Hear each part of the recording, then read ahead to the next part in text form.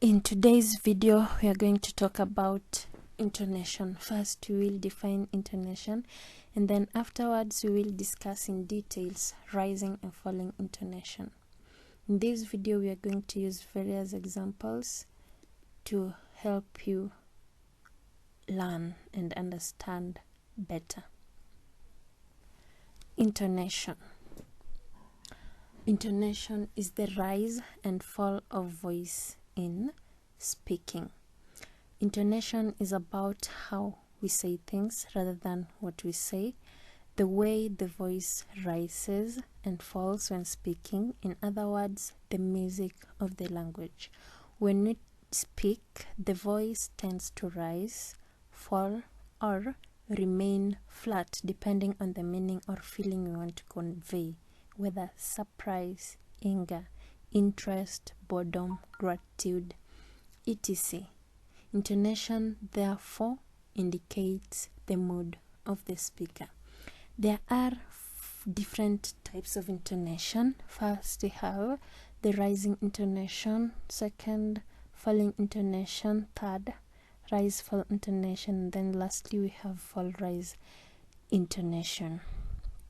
We use arrows to show intonation, whether rising or falling.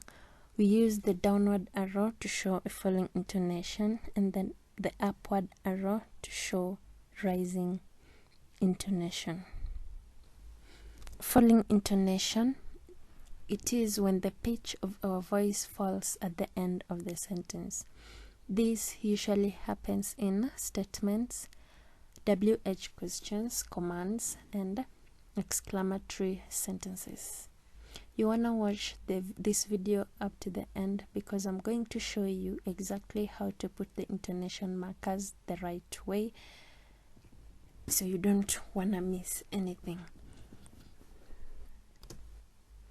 Statements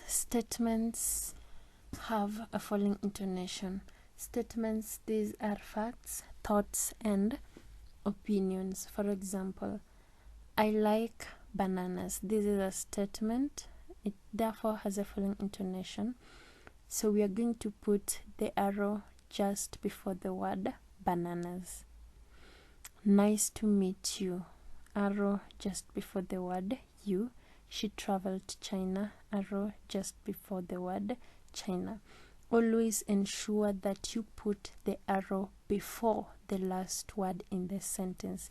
This shows that the sentence or the statement has a falling intonation, because when we speak, the last word, we always say it in a falling intonation. The next one is WH question. They are sentences that request information.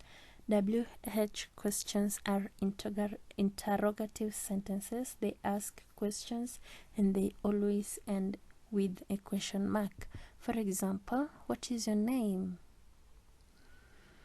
This is a WH question, therefore has a falling intonation. The arrow is therefore put before the word name. How old are you? Arrow before the word you. And where are you going? Arrow before the word going. Commands, these are imperative sentences. They express order and command. For example, get out now. That is a command. It therefore has a falling intonation. We are going to use the downward arrow to show that we will put it just before the word now. Put your phones on the table. Falling intonation. The arrow should be before the word table. Write your name here. Arrow before the word here. The next one is exclamatory sentences. These are sentences that express strong emotions, and they usually end in an exclamation mark. For example, what a wonderful present. Falling intonation, therefore the arrow will come before the word present. How wise of you. The arrow will come before the word you. Next we have rising intonation. Rising intonation, it is when the pitch of our voices rise at the end of the sentences. It is used with general questions. General questions or yes or no questions. General questions are type of questions that require you to answer with a yes or a no. For example, do you visit them often? This question here requires you to answer simply by yes or no. So in that case, it has a rising intonation. We are going to use an upward arrow to show that it has a rising intonation. We are going to put it before the word often. Have you seen her? Rising intonation, the upward arrow should be put before the word her. Are you ready to start? Rising intonation, the arrow should be put before the word start. Fall rise intonation. Fall rise intonation, the intonation falls then rises. It is used with question tags or tag questions. For example, this is a beautiful place, isn't it? You realize that the first part of this sentence is a statement.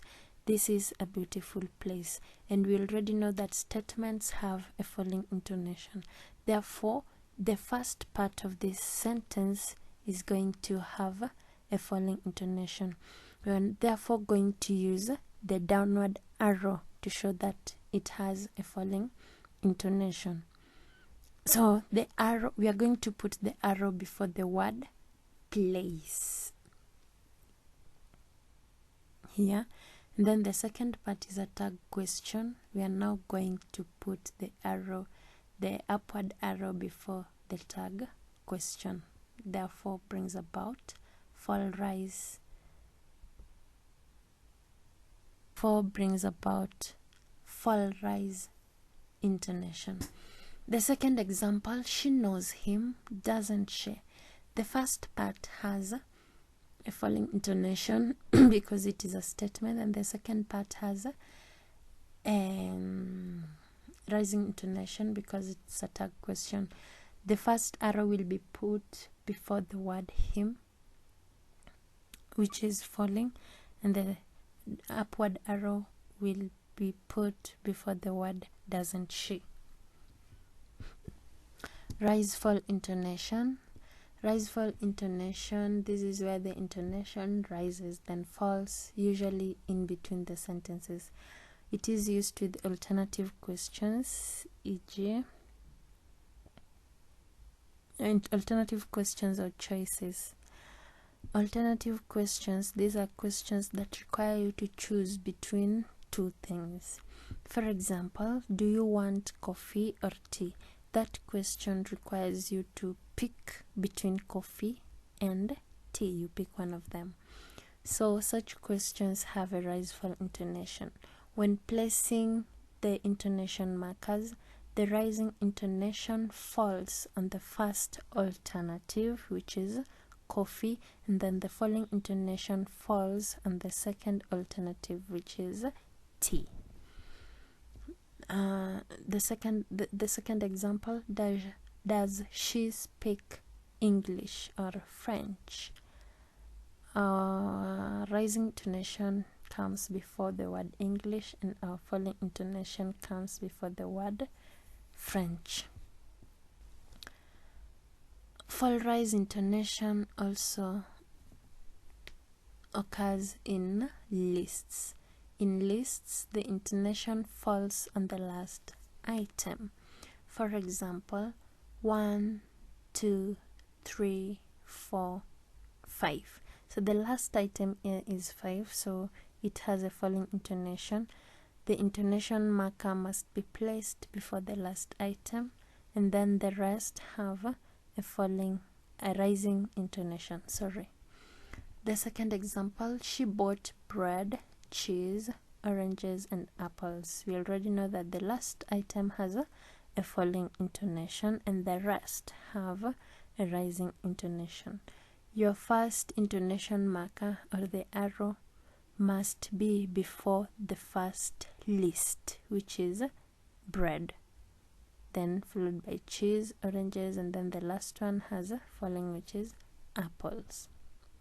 Now, if you find this kind of video helpful to you, you should consider subscribing to our channel, liking this video, and sharing this video as much as you can. Do not forget to turn on the notification bell so that anytime we upload a new video, you get notified. You don't want to miss on the things that we are going to post here.